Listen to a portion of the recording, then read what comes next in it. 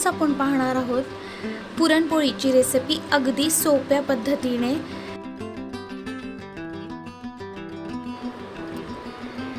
यासाठी घेतली आहे मी हरभऱ्याची डाळ, जी मी रात्रभर पाण्यात भिजवून ठेवली होती।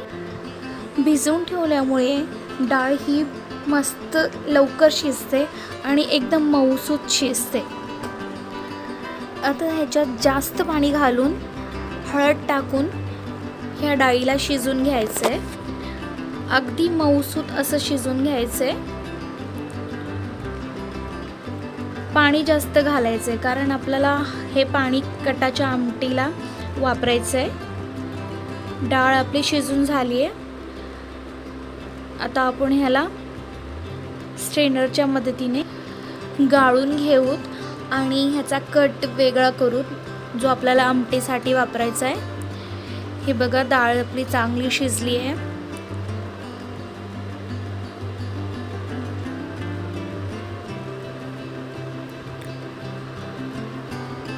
एकदा चेक करून पाहूत आपण डाळ कशी शिजली आहे। थोडीशी हातावर घेऊन दाबून पाहायचं की डाळ कशी शिजली आहे।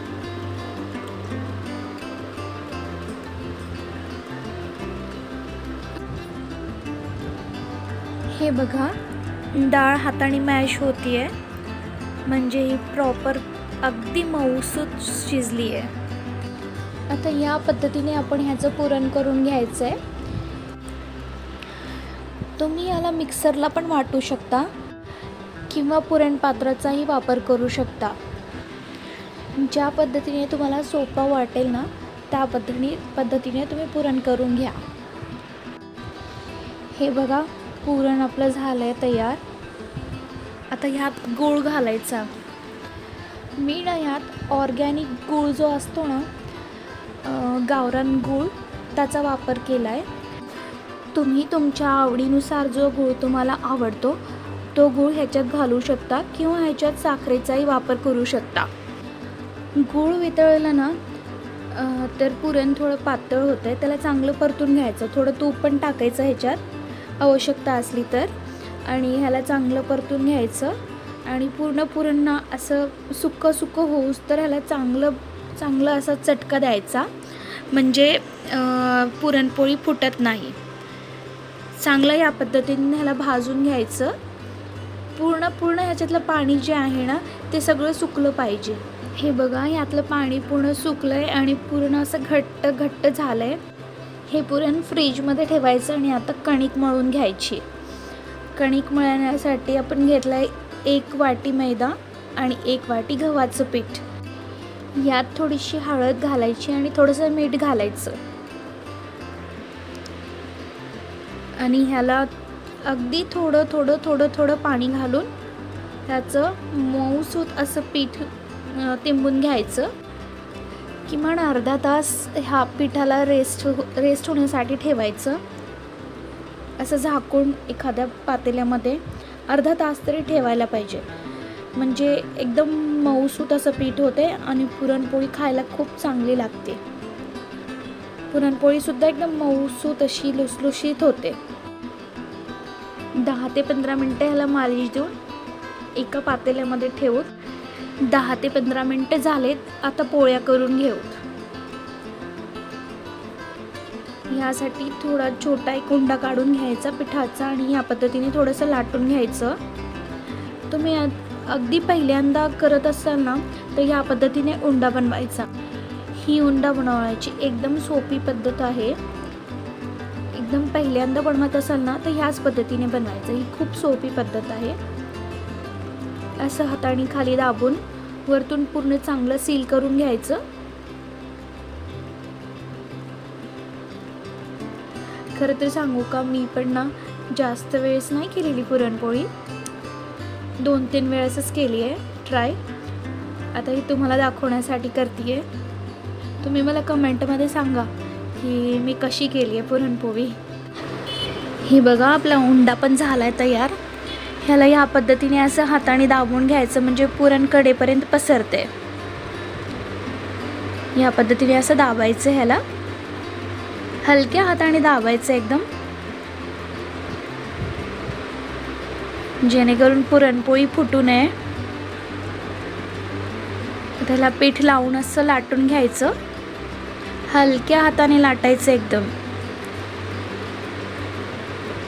पोळी फुटली नाही पाहिजे.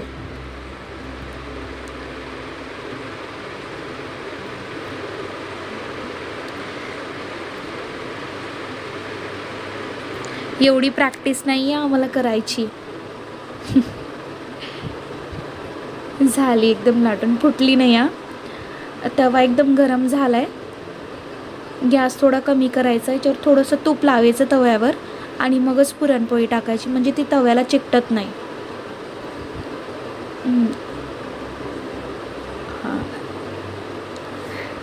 आता पुरणपोळी पलटून घ्यायची.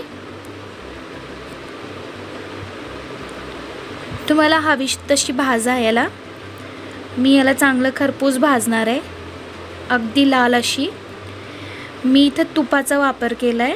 तुम्ही तेलाचाही करू शकता, पण तुपाने ना ह्याची जी चव आहे ना खूप चांगली येते. हे बघा कशी टम्म फुगली आहे आपली पुरणपोळी. झालायला आता अजून पलटून घ्यायचं.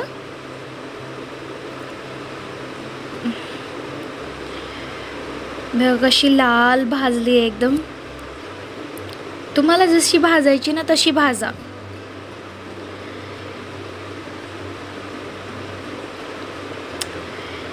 झाली आपली पुरणपोळी रेडी. कमेंटमध्ये सांगा मला कशी झाली.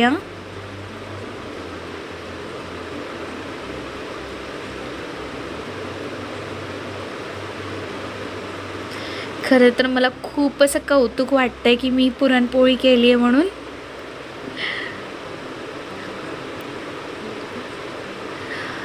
आधी एवढी येत नव्हती मला, पण मी ना शिकले ट्राय करून करून. झाली आहे बघा. अशाच मी सगळ्या पुरणपोळ्या करून घेतल्यात. बघा कशी वाटत आहे. हे बघा, आमटीची रेसिपी पण मी केली आहे. आता ही माझ्या चॅनलवर अपलोड केली आहे, तुम्ही जाऊन पाहू शकता आमटीची रेसिपी पण. रेसिपी आवडली असेल तर चॅनलला सबस्क्राईब करा, लाईक करा आणि शेअर करा. चला तर भेटूया पुढच्या व्हिडिओमध्ये. बाय.